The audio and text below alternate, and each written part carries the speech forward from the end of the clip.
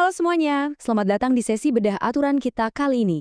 Hari ini kita bakal kupas tuntas apa sih sebenarnya makna dari Permen Pan RB nomor 7 tahun 2026 yang baru ini dan gimana dampaknya buat perjalanan karir Anda sebagai ASN di sektor pendidikan. Aturan yang resmi disahkan tanggal 19 Mei 2026 ini bener-bener ngerombak total loh. Mulai dari jalur karir, deskripsi kerja, sampai proses transisi buat para pendidik dan pengawas di seluruh Indonesia. Jadi ini perubahan besar yang wajib banget kita pahami. Nah, biar gampang pahamnya, obrolan kita kali ini udah dipecah jadi 5 bagian yang simpel. Mulai dari aturan baru 2026, 4 peran pendidik utama, tugas kerjanya soal pengangkatan dan promosi, sampai bermuara di proses transisi nanti. Yuk langsung aja. Kita masuk ke bagian pertama, aturan baru di tahun 2026. Jadi gini ceritanya, pemerintah tuh ngerasa kalau aturan tahun 2024 yang cuma fokus ke guru itu udah nggak cukup lagi buat kondisi sekarang. Makanya, aturan 2026 ini hadir buat ngebangun kerangka kerja yang jauh lebih luas. Nggak cuma ngurusin sekolah formal, tapi juga merangkul pendidikan non-formal dan pengawasan mutu secara utuh. Lanjut ke bagian 2, 4 peran pendidik utama. Mulai sekarang, setiap PNS di sektor pendidikan itu pasti bakal masuk ke salah satu dari 4 kotak utama ini. Anda bisa jadi guru, pamong belajar, pengawas sekolah, atau penilik. Udah, 4 itu aja. Gampangnya, peran Anda itu ditentuin dari 2 hal. Pertama, wilayah kerja Anda di formal atau non-formal. Kedua, fungsi utama Anda, ngajar langsung atau ngawasin mutu. Jadi kalau Anda ngajar di sekolah biasa, ya Anda itu guru. Tapi kalau Anda fokus ngawasin mutu di pendidikan nonformal, berarti Anda itu penilik. Simple dan kebayang banget kan polanya.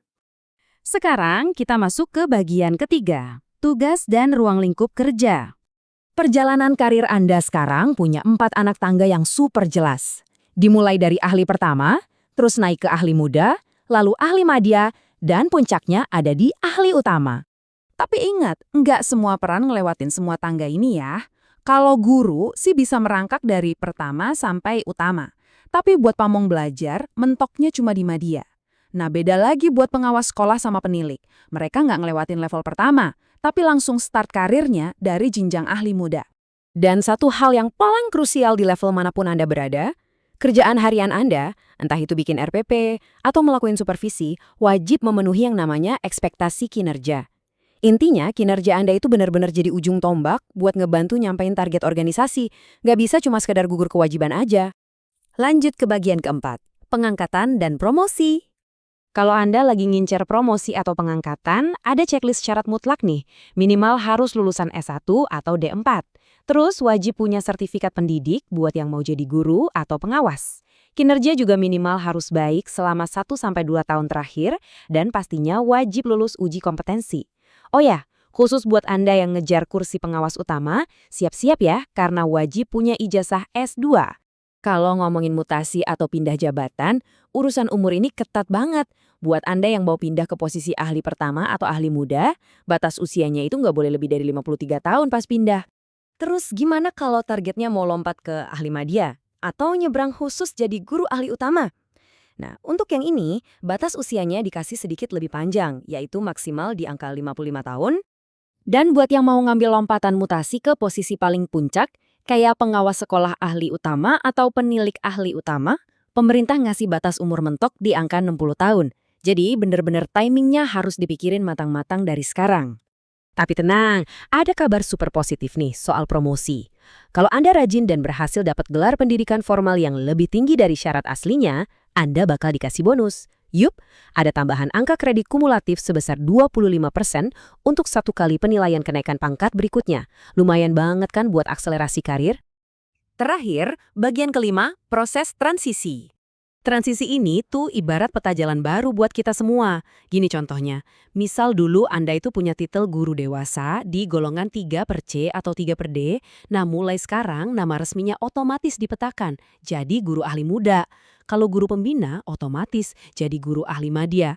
Tinggal dicocokin aja posisinya sekarang di mana. Pemerintah juga ngerti kok kalau perubahan segede ini butuh waktu adaptasi. Makanya ada masa tenggang. Dikasih waktu 1 tahun penuh buat nyelesain urusan penyesuaian nama jabatan. Terus ada 2 tahun buat yang transisinya ganti peran. Misalnya dari guru pindah jadi pamong belajar. Dan yang paling melegakan, ada kelonggaran sampai 4 tahun buat menuhin kualifikasi gelar akademik kalau kebetulan sekarang belum memenuhi syarat. Oh iya, ada info spesial nih buat teman-teman guru yang berjuang mengabdi di daerah khusus. Anda dapat privilege luar biasa.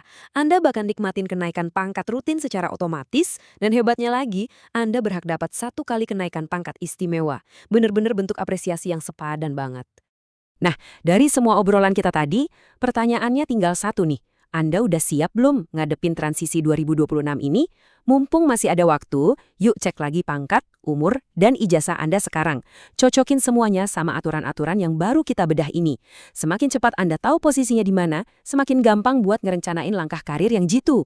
Terima kasih banyak udah nemenin saya di sesi penjelasan Permenpan RB nomor 7 tahun 2026 ini. Sekarang Anda pastinya udah punya bekal fakta yang kuat buat ngarungi era baru birokrasi kepegawaian pendidikan kita. Tetap semangat mengabdi, dan sampai jumpa di obrolan bedah wawasan kita yang berikutnya.